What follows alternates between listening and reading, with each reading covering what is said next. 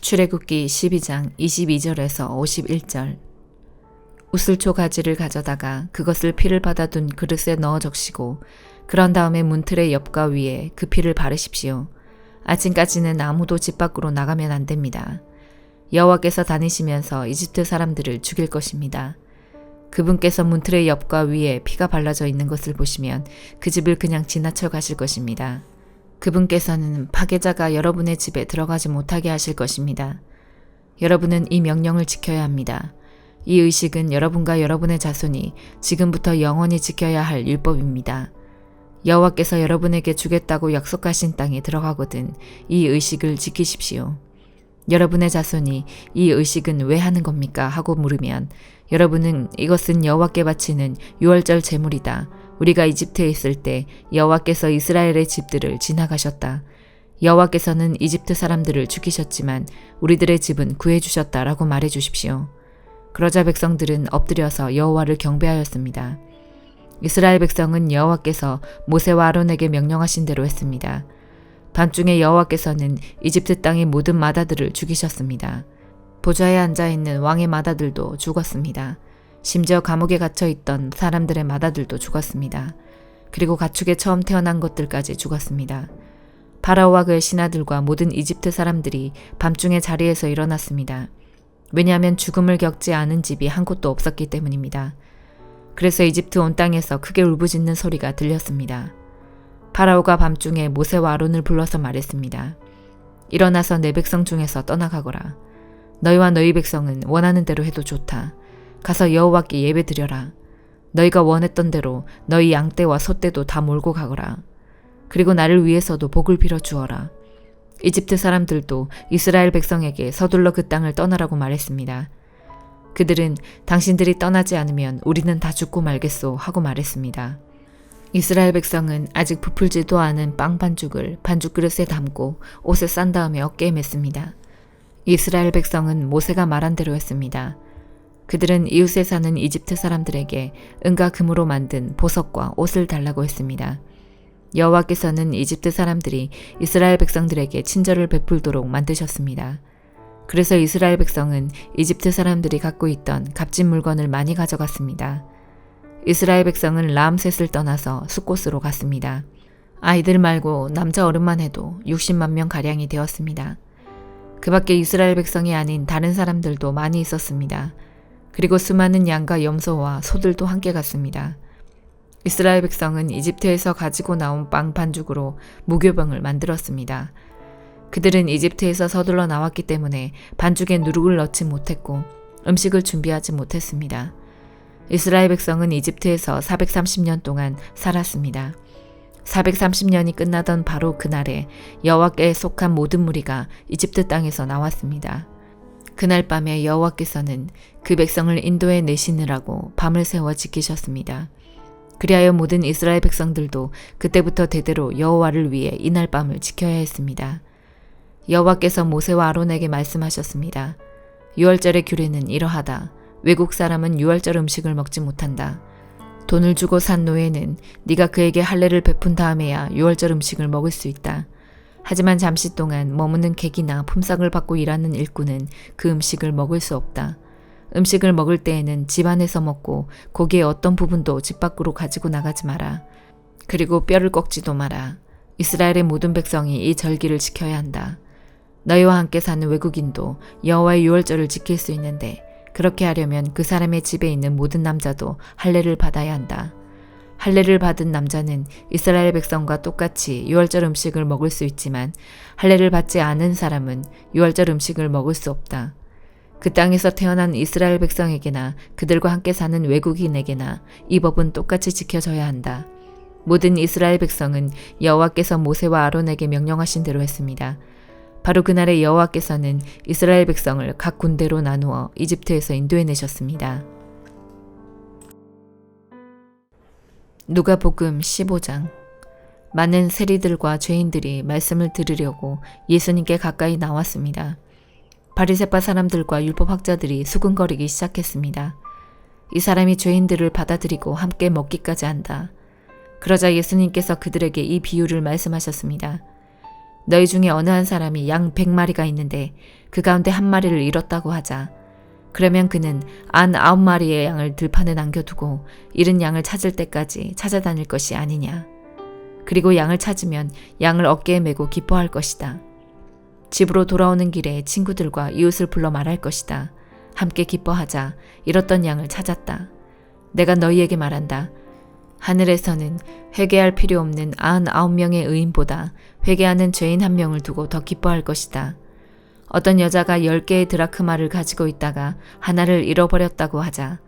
그러면 등불을 켜고 온 집안을 쓸며 찾을 때까지 자세히 뒤지지 않겠느냐. 그러다 찾으면 친구들과 이웃들을 불러 말할 것이다. 나와 함께 기뻐하자. 잃었던 드라크마를 찾았다. 내가 너희에게 말한다. 이처럼 회개하는 죄인 한 사람을 두고 하나님의 천사들이 크게 기뻐할 것이다. 예수님께서 말씀하셨습니다.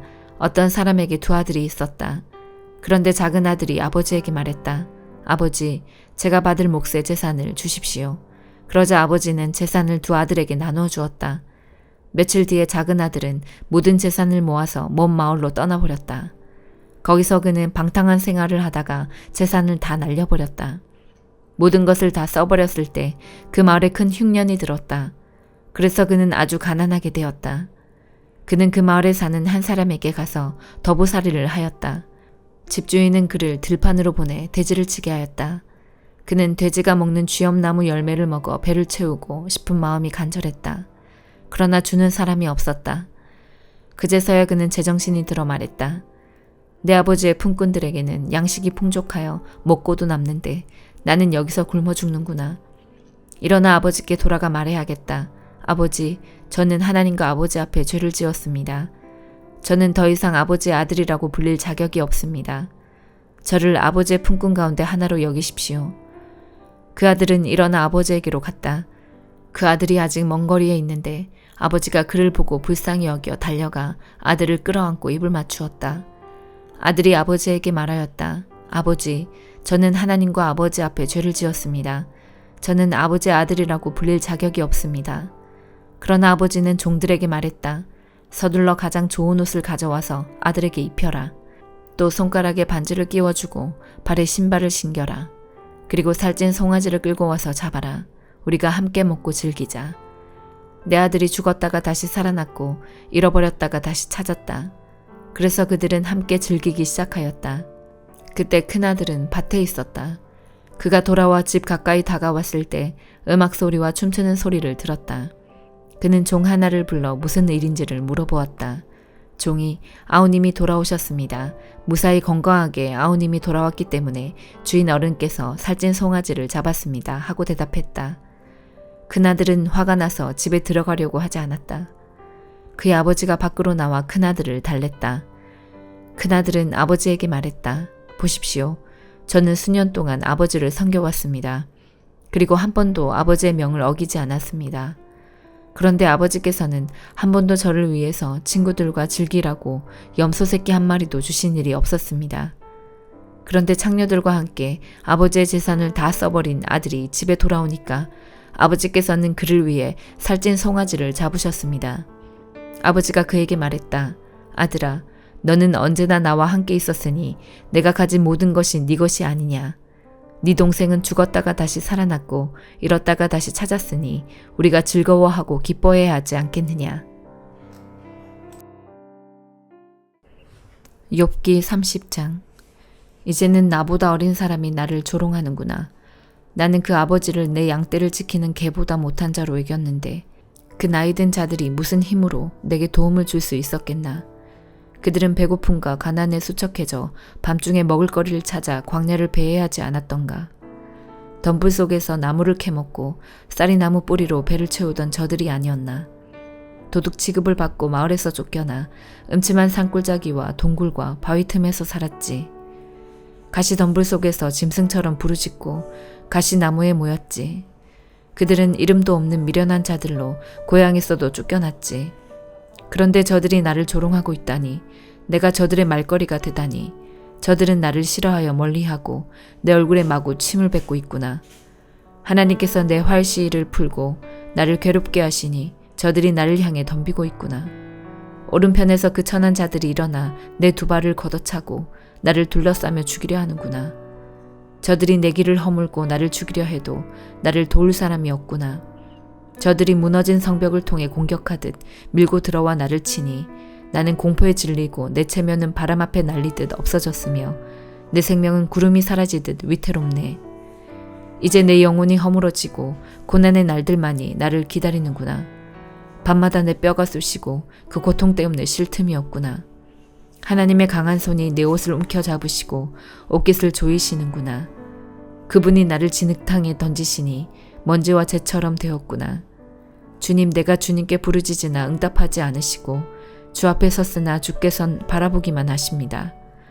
주께서 나를 잔인하게 다루시고 그 강하신 손으로 나를 치십니다. 주님이 나를 들어 바람 위에 두시고 태풍 가운데서 빙빙 돌리시니 주님께서는 나를 죽이려 하십니까? 나를 저 무덤으로 보내려 하십니까? 절망 중에 도와달라고 부르짖으나 나를 도울 자가 아무도 없구나. 내가 고생하는 사람을 보며 울지 않았던가? 가난한 자를 보고 불쌍히 여기지 않았던가? 행복을 기대했는데 재앙이 닥쳤고 빛을 발았는데 흑암이 덮치는구나. 마음이 뒤틀리니 쉴 수가 없고 고난의 날들만이 나를 반기는구나. 위로도 받지 못하고 슬퍼하고 방황하며 사람들에게 도와달라고 외치지만 난 이리때의 친구 타조의 벗이로구나. 내 가죽이 검게 변하여 벗겨지고 내 뼈는 열기로 펄펄 끓어오르는구나. 내 수금은 장례식 노래를 연주하고 내 피리는 슬픈 노래를 부르는구나. 고린도전서 16장. 이제 성도들을 돕기 위한 헌금에 대해 말하고자 합니다. 내가 갈라디아의 여러 교회에게 지시한 대로 여러분도 그렇게 하십시오. 여러분은 매주 첫날 각자 할 수 있는 대로 자기 수입에 따라 얼마씩을 저축해 두십시오. 그리하여 내가 여러분에게 갈 때 헌금을 하느라고 마음 쓰는 일이 없게 하십시오. 내가 그곳에 가게 되면 여러분이 인정하는 사람에게 내가 소개장을 주어 그가 여러분이 모은 선물을 예루살렘으로 가져가게 하겠습니다. 만일 나도 가는 것이 더 좋다면 그들은 나와 함께 갈 것입니다. 나는 마케도니아에 갈 일이 있으니 그곳에 들렀다가 여러분에게 가려고 합니다. 여러분에게 가면 나는 얼마 동안 여러분과 함께 지낼 것 같습니다. 어쩌면 그곳에서 겨울을 날지도 모르겠습니다. 그런 뒤에 다음 목적지가 어디든지 간에 여러분이 그리로 나를 보내주시기 바랍니다. 나는 지금 지나가는 길에 잠깐 들러 여러분을 보려는 것이 아닙니다. 주님이 허락하신다면 한동안 여러분과 함께 지내고 싶습니다. 그러나 오순절까지는 에베소에 머물 예정입니다. 나를 대적하는 자들이 많기는 하지만 많은 일을 할 수 있는 큰 문이 내게 열려있기 때문입니다. 디모데가 그리로 가면 여러분과 지내는 동안 아무런 두려움이 없게 해주십시오. 디모데는 나와 마찬가지로 주님을 위해 일하는 사람입니다. 그러니 아무도 그를 업신여기지 마십시오. 디모데가 평안한 마음으로 내게 돌아오게 해주십시오. 나는 다른 성도들과 함께 디모데를 기다리고 있습니다. 형제 아볼로에 대해서 말씀드립니다. 나는 아볼로에게 성도 여러 명과 함께 여러분을 방문하라고 몇 번 권했으나 지금은 가고 싶은 마음이 없는 것 같습니다. 그러나 아볼로는 기회가 되면 여러분을 보러 갈 것입니다. 깨어 믿음에 굳게 서서 용감하고 강건하십시오. 모든 일을 사랑으로 하십시오. 내가 여러분에게 권합니다. 여러분도 아시겠지만 스데바나 집안 사람들은 아가야 지방에서 제일 먼저 그리스도인이 된 가정이며 성도들을 섬기는 일에 헌신한 사람들입니다. 여러분은 이런 사람들과 또 그들과 함께 수고하는 모든 사람들에게 순종하십시오. 스데바나와 브느나도와 아가이고가 와서 나는 참 기쁩니다. 여러분을 만나지 못해 아쉬웠던 것을 이 사람들이 충족시켜 주었기 때문입니다. 이 세 사람들은 내 마음과 여러분의 마음을 상쾌하게 해주었습니다. 여러분은 이런 사람들을 알아주시기 바랍니다. 아시아의 여러 교회가 여러분에게 문안드립니다. 아굴라와 브리스가와 다 함께 이 두 사람의 집에 모이는 교회가 주님 안에서 여러분에게 진심 어린 문안 인사를 드립니다. 이곳에 있는 모든 성도들이 문안 드립니다. 여러분은 거룩한 입맞춤으로 인사를 나누십시오. 나 바울은 이 마지막 인사를 내 손으로 직접 쓰고 있습니다. 주님을 사랑하지 않는 사람이 있다면 그 사람에게 하나님의 저주가 임할 것입니다. 주님 오십시오. 주 예수님의 은혜가 여러분과 함께 하시기를 바랍니다. 나의 사랑이 그리스도 예수 안에서 여러분 모두에게 있기를 기원합니다. 아멘.